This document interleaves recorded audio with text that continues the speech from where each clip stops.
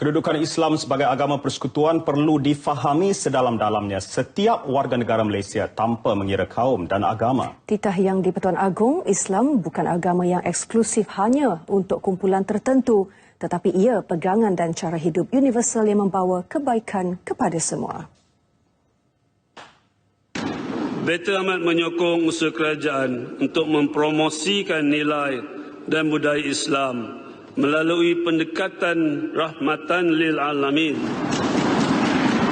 dan maqasid syariah berdasarkan ajaran Islam yang sebenar yang diterjemahkan melalui tingkah laku dan kepribadian unggul rakyat Malaysia dan seterusnya menjadi model Malaysia, iaitu model negara Islam berbilang kaum yang boleh dicontohi dunia luar.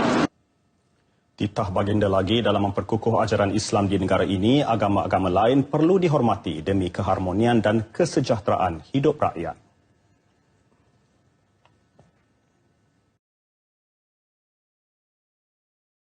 Ini Tuan Haji kata, memang betul lah kita menerima Islam sebagai agama persekutuan. Di masa yang sama, lanjutan daripada teks itu, dia kata agama-agama lain boleh diamalkan. Sebab tu dia kata kita sekular tu. Oh, tak boleh. Because macam mana? Because bila dia kata Islam adalah agama negara, tetapi agama-agama lain bebas diamalkan dengan amanah harmoni, itu prinsip Islam. Sebab di dalam Islam pun, di zaman Rasulullah pun, walaupun agama negara itu negara Islam Madinah, tetapi agama-agama lain Yahudi, Nasrani dan sebagainya bebas untuk diamalkan. Itu prinsip yang sama yang diterima pakai di dalam perlembagaan kita. Sahifah Madinah itu. Maknanya umat di Madinah itu terdiri daripada yang berbagai-bagai agama. Sama, exactly the same. Maknanya hak kebebasan beragama itu kita benarkan dalam perlembagaan. Dalam perkara 31 itu dibenarkan juga. Tetapi agama-agama lain itu tidak enjoy the status of agama negara. Seperti mana agama Islam. Dia sekadar agama yang boleh diamalkan. Dia boleh dah buat nak buat kuil, nak buat perayaan, nak buat apa boleh. Tetapi dengan syarat dalam keadaan aman dan harmoni. Kalau apa yang diamalkan itu sudah tidak aman dan tidak harmoni, itu dah tidak boleh diamalkan.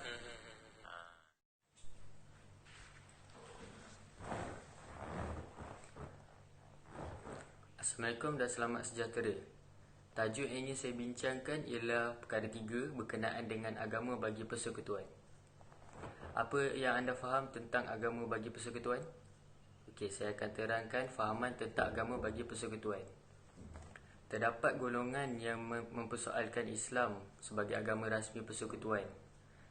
Sepatutnya perkara sebegini tidak sepatutnya berlaku memandangkan kita telah lama mengecapi kemerdekaan dan kontrak sosial yang dibina sebagai pengukuh yang menyokong kestabilan negara selama ini semenjak 50 tahun dahulu.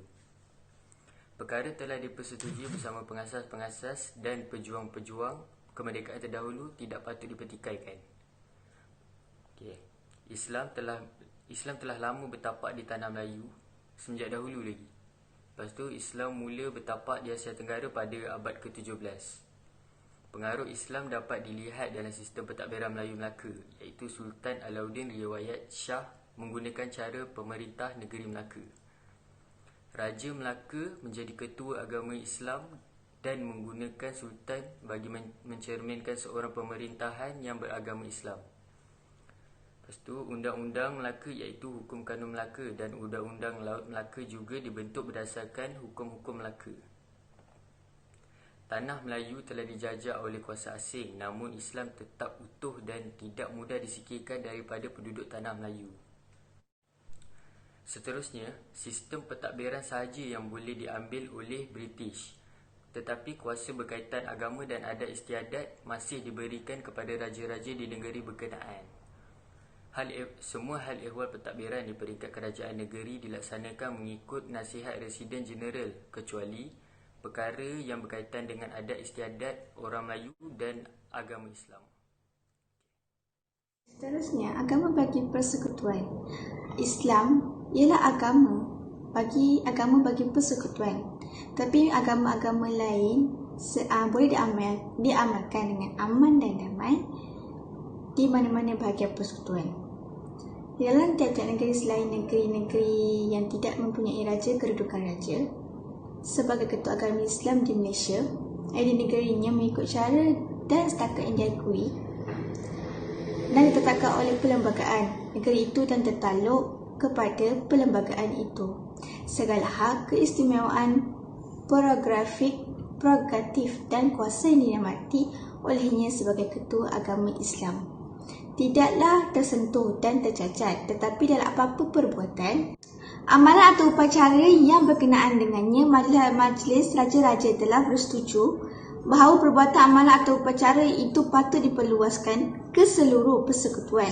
Setiap raja yang lain hendaklah atas sifatnya sebagai ketua agama Islam membenarkan yang di-Pertuan Agong mewakilinya.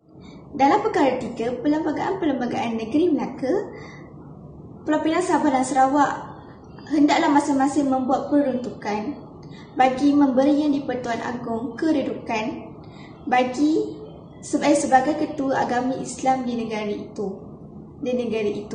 Perkara 4, tiada apa-apa jua dalam ini mengurangkan mana-mana peruntukan lain dalam perlembagaan ini.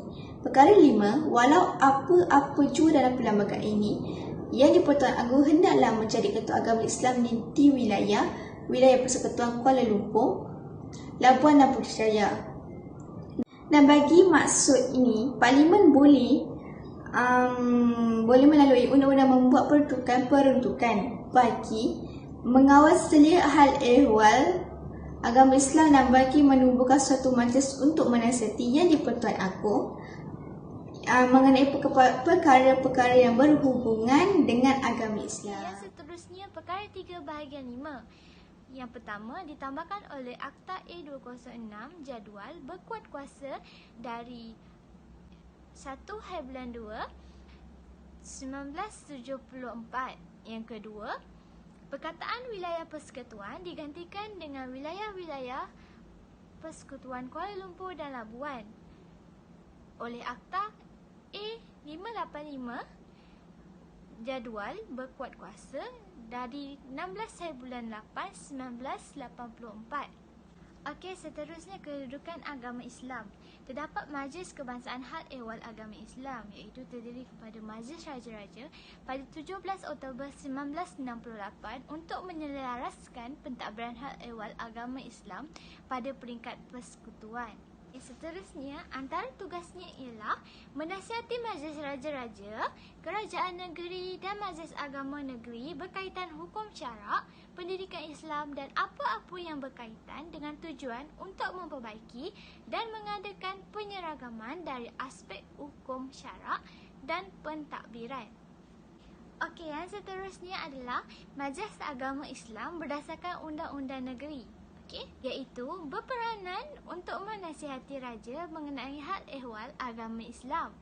Okey, antara hukum syarak dan undang-undang bagi agama Islam ialah yang pertama iaitu pewarisan, iaitu berwasiat dan tidak berwasiat, munakahat, pertunangan, perkahwinan ataupun perceraian. Yang kedua, wakaf dan takrif serta pengawal selian amanah khairat, iaitu adat istiadat Melayu.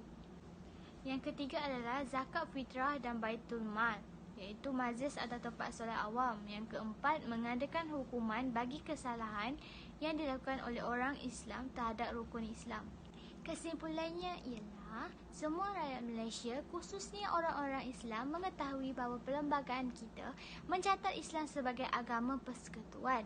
Oleh itu, Islam dilindungi oleh perlembagaan negara kita dan segala kemudahan serta perbelanjaan negara boleh dipergunakan untuk memperbangunkan Islam tanpa dapat dicabar dan dipertikaikan. Bagaimanapun, sesuai dengan ajaran Islam itu sendiri, maka agama-agama lain tetap terjamin dan penganut agama bukan Islam diberikan kebebasan untuk mengamalkan agama mereka masing-masing di dalam suasana aman dan harmoni.